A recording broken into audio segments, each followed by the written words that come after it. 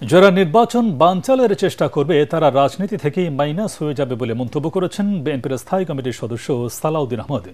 নির্বাচন নিয়ে বিভ্রান্তিমূলক মন্তব্য করা থেকে বিরত থাকার আহ্বান জানিয়ে তিনি বলেন, ফেব্রুয়ারিতেই হবে জাতীয় নির্বাচন। গুলশানের নিজ বাসভবনে সমসাময়িক বিভিন্ন ইস্যুতে সাংবাদিকদের সাথে আলোচনায় এসব কথা বলেন তিনি। গুলশানের চাঁদাবাজির ঘটনায় কোনো উপদেষ্টা জড়িত কিনা তা স্পষ্ট করা উচিত বলে মন্তব্য করেন বিএনপির এই নেতা। নির্বাচনের আগে অবৈধ অস্ত্র উদ্ধারে যৌথ অভিযান আরও জোরদার করার আহ্বান জানান সালাউদ্দিন আহমদ।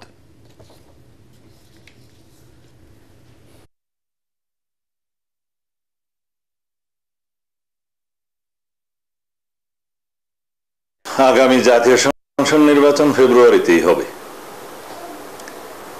যারা বিভিন্ন মাঠের বক্তব্য দিচ্ছে যে এই সমস্ত দাবি পূরণ না হলে, ওই সমস্ত দাবি পূরণ না হলে, সংস্কার পূর্ণাঙ্গ না হলে, বিচার পূর্ণাঙ্গ না হলে নির্বাচন হবে না, এগুলো মাঠের বক্তব্য। আমি নির্বাচন নিয়ে কোনো সংশয় সংখ্যা দেখি না। যারা আগামী নির্বাচনকে বয়কট করার চেষ্টা করবে, ডাইরেক্টলি অর ইনডাইরেক্টলি, তারা জাতীয় রাজনীতি থেকে মাইনাস হয়ে যাবে। এরকম অনেক উপদেষ্টার ব্যক্তিগত স্টাফদের সম্পর্কে প্রশ্ন উত্থাপিত হলে তাদেরকে দুদকে ডাকা হয়েছে এবং অনুসন্ধান আছে, সেগুলো তো পূর্ণাঙ্গ তদন্ত এখনো হয়নি। তো সুতরাং এই সরকারের স্বচ্ছতা, নিরপেক্ষতা, সততা প্রমাণের জন্য নিজেদেরকে উদ্যোগী হয়ে এই সমস্ত তদন্তগুলো পরিচালনা করতে হবে।